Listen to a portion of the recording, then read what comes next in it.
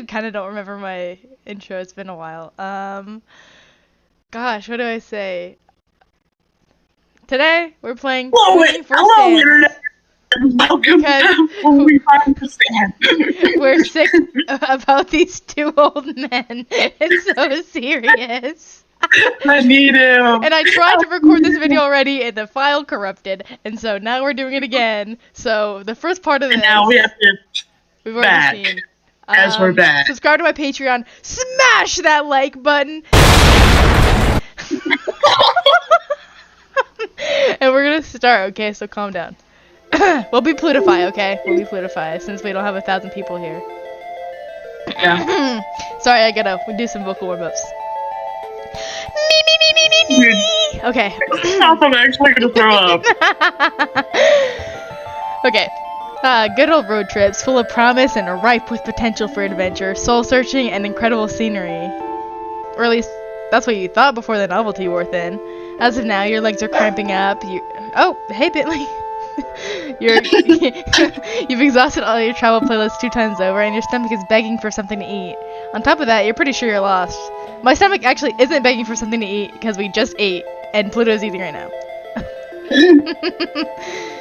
Driving through Oregon paints a picture of trees, and, well, you guessed it, more trees, especially on the endless, winding roads that you're taking up north. All that breaks the pattern of signs that zip past with words that you're just able to make out. Gravity Falls. The road continues on. Giant redwoods on both sides, you find yourself anticipating something because, as you drive on, you can feel it. Something strange is bound to happen here. Something weird. Something quirky. Something romantic. Wow. I need him. I need that old man. You guys man. don't understand. Like, I cannot describe to you how bad I need him. Please let there be something crazy happening between us. Please. He will be real. They said Kamala Harris is gonna make all of the Gravity Falls characters real. Do you think it's true? Mm-hmm. What, you think you found a coconut tree? So. Ford is going to. And that's when it happens. Your car picks up speed. The change came out of nowhere and you quickly put your foot on the brakes, but horrifyingly, the car seems to be driving on its own willpower. Trying to stay calm despite the panic welling in your chest, you pull the emergency brake, only to find that the car resists and keeps moving forward, like something is pulling it. The car begins to rattle, the wheels screech against the country road, and you're screaming until... crash. It's almost like it's destiny. You see where we are? Mystery hack! They're not even gonna get that joke. I know! There's smoke. Why is there smoke? You cough, fumble for the door, and manage to undo the lock just before the door is wrenched outward from your grasp. Something lands on your shoulder. A hand. He's touching me, guys. Guys, is this real? Guys, chat. Are you alright?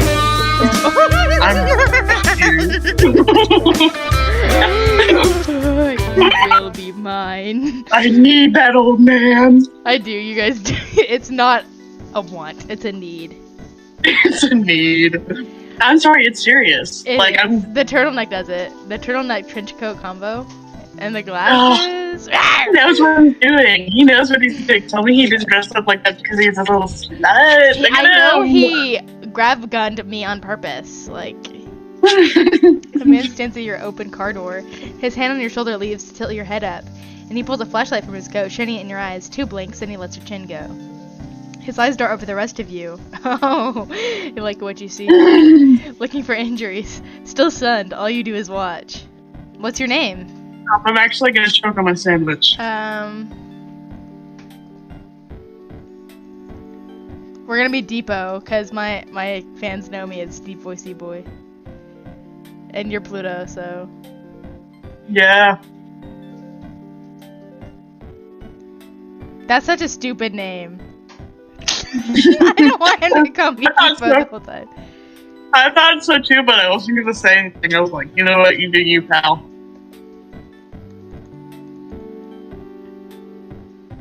Well, we can be Plutify. The real ones know I used to be Glamify. And only the real ones know my YouTube anyway. And your pronouns? Guys, I'm sorry. They don't let me pick all of them. She, her. Kill me. Plutify, I'm Stanford Pines. I already know who you are. No need for introductions. Forward for sure. I would shake your hand, but you look shaken enough as it is. You seem fine, and as far as I can tell. He's so funny. You already see. I would shake your hand, but you seem shaken enough. Wait, I didn't even get it until you said it. But you shouldn't head back out there anytime soon. Where on earth were you driving in such a hurry? You open your mouth to explain when a voice calls from inside the house. Poindexter, this better not be one of your experiments again. I've had this place rebuilt too many times to... I mean, they literally did rebuild the Mystery Shack like every episode. No, like every episode. This isn't... I don't love how big his chain is, though. I gotta say. It's interesting. It's an interesting choice, and I don't think blue is his color. I don't think so. I get what they... I think... Could they not put him in the mystery outfit? I mean, it's so bad, like... It is. I'm sorry, the student tie does it. Eye patch? Are you kidding me? Okay. The owner of the voice walks out of the house and stops slack-jawed at the side of your car and the side of, you're guessing, his house. You must have hit your head earlier because you could swear you're seeing double. Sweet Moses, Ford, you've done it this time. What? This had nothing to do with me, and I was testing my magnet gun and... It must have pulled this victim of circumstance into the house. I suppose it is entirely my fault. I'm incredibly sorry. Okay. Last time we did cried. Reassure yourself. What even would I do? But I still think the most realistic thing is to cry. That is what I would do. Instantly, I would cry. I would break down sobbing. I would. Mostly because I met I'd Ford be in real life. pissed too. I'm sorry, but after I saw him, I think my kind of like my anger would fizzle down a little bit. You know, It's destiny. We can cry. Like, I would cry. I'm sorry, I would. A tear streak runs down your cheek, and before you know it, you're crying. Oh. Both men look intensely uncomfortable, but Ford reaches out to give you a hesitant pat on the shoulder. Hey, it's okay. It's okay. Dude, it's guilt tripping and it's working. My manipulation to make it it's working. Hey, look, it's fine, alright? Sure, there's a dent in the hood from the shack signage and a crack in the windshield that looks like an ominous triangle. But I'm sure she'll still run. You try to start the car. It sputters, but ultimately nothing happens. You feel like crying again. Oh. Well, let's call a tow truck for this unfortunate soul here and forget. I'll take care of it. You're right, it is cheaper to tow yourself, Sixer. Get that magnet gun out again. No, Stanley, I'm going to fix this. What? You fix this mess? I figured out a few alien vehicles in my time. Nah, you kidding me? It takes some sort of miracle worker to bring this baby back to life, and this miracle worker is on vacation. Stanley, for a moment. Skeer! They're talking about how hot I am. I know, I can feel it. Ford and Stanley turn away and you're left to your thoughts. What could anticipate a car accident like this in the middle of a road trip? Oh, who? Guys, did you know I can't read? 99.9% of people didn't. That's why I'm not reading, because I can't read. You can take care of the car, but how are you going to get home? They run buses here, right? So you take a bus out of here and then... Oh. Ford clears his throat, shifting a little awkwardly in place. Seems like they finished their talk. So there are a few options. My brother Stanley here could drive you out to town to find a place to stay for the night, or you could stay the night here. Preferably in your bed, but you know, I'm not picky. There's some maps and information you can look at in the gift shop, and in the morning we can help you with your car. What do you say? Just as you're about to answer, another high-pitched voice comes from inside the house. Grunkle Stan, picture this. A whole week of, oh my gosh!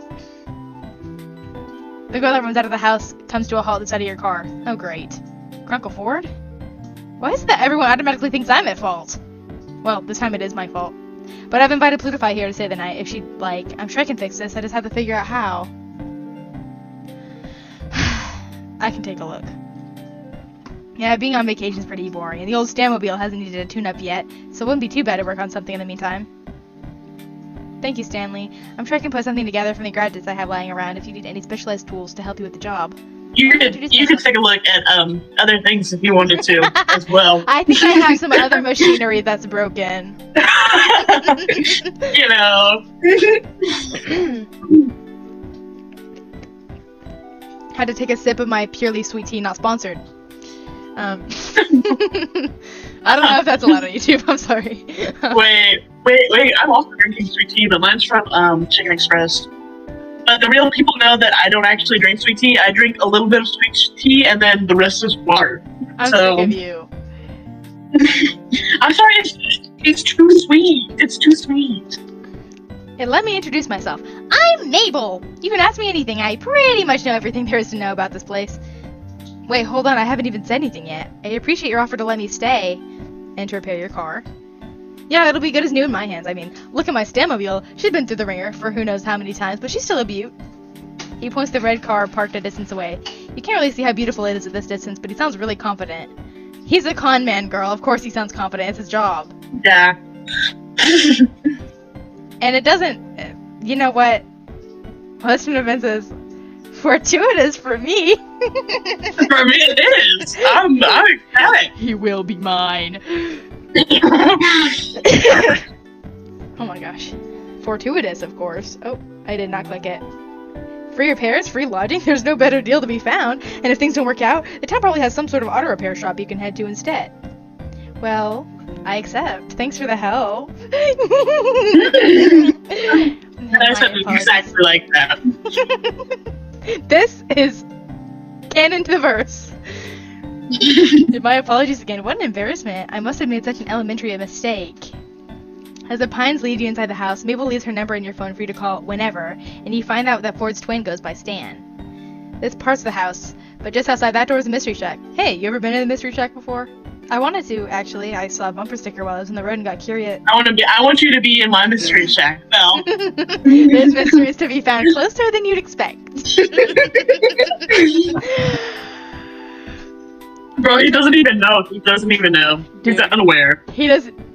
Let me be normal, because my mystery's part of your lore. You're interrupted by a loud triumphant, ha! Those bumper stickers were a good investment, and Sixer says they're too plain and graphically simplistic, and don't even have an address on them. Stanley has anyone supposed to find the place to attract customers. Sixer, did you hear that? Well, they are graphically simplistic. I don't know how she found the place, let alone thought what is the mystery shack was compelling. I kinda liked it. See, she kinda liked it. Hey, I like you, Plutify. How about I give you a tour sometime tomorrow, regular price? I'm not going after you, but any other time I'd say yes. Ah! We're gonna have to do a second episode, or a second part where you stand. Yeah. Yeah. Tomorrow, then I'll have to squeeze all my get-to-know-you questions in today. Plutify, tell me, capybara, yes or no? At that moment, a boy passes in the hallway at the far doorway, and Ford calls out to him. Dipper, my boy, I'm surprised I didn't see you run out into the scene of the crime. Crime? What crime? I have an alibi. Oh, you have someone with you. Hey, I'm not suspicious at all. Did you see the car on the side of the shack, though? For a second, I thought the Manitars were back with a grudge. Ah, yes. About that Dipper, meet Plutify. I've, stranded her car here by accident. She's staying here for the time being. Sorry. It wasn't an accident. It was fate. It was destiny. You knew exactly what you were doing. Sorry. Stranded her car here? You crashed it? Yeah, the S and shack fell and everything. Mystery hack. And the windows are cracked. One window. The windshield. And Plutify was lucky to make it out alive. She's fine. No injuries, thankfully. The magnet gun's rather safe despite never having seen tested in a formal setting. Yeesh, did you not, take safety precautions or anything? Actually, the irony of the situation is that I was trying to install a safety precaution. Hey, if you two were gonna do your nerd talk, I'm gonna get Plutify set up. In your bedroom? Is that where I'm being set up? Please. Beeble, sweetie, why don't you show Plutify around? Let her stay in, the storage room. That's still empty, right? At least it's not the maintenance room, you know? I'll make it empty. And the rest of the day consists of Mabel showing you around the storage room you'll be staying in, then the kitchen and the living room, and the hallway and the bathroom, and pretty much a comprehensive tour of the mundanities of a regular house. Eventually, you find that the family is even more extended than you knew. The decorative doilies make a lot more sense knowing a grandmother normally lives here and her grandson, Seuss. Or was it... At least we're not in the break room. True. Whatever the name, you look forward to meeting him when he comes in for work in the morning. When you go up to the attic, Mabel opens the door to reveal Dipper, no stuck in his book, but you catch him occasionally glancing up at you as he pretends to read. The next member of the family snorts up at you from Mabel's bed, a rotund pink pig who Mabel declares is her best friend and partner in crime, Waddles. The two are a perfect match, right down to the chubby cheeks and boopable noses. And in the evening, though you'd still be in disbelief over the state of your car, the family's dinner, and after-dinner TV marathon you've been invited to made it seem like a normal guest day rather than forced circumstance. Returning to the storage room Mabel had shown you earlier, you find a pair of air mattresses waiting for you and more pillows and sheets than a summer night warrants.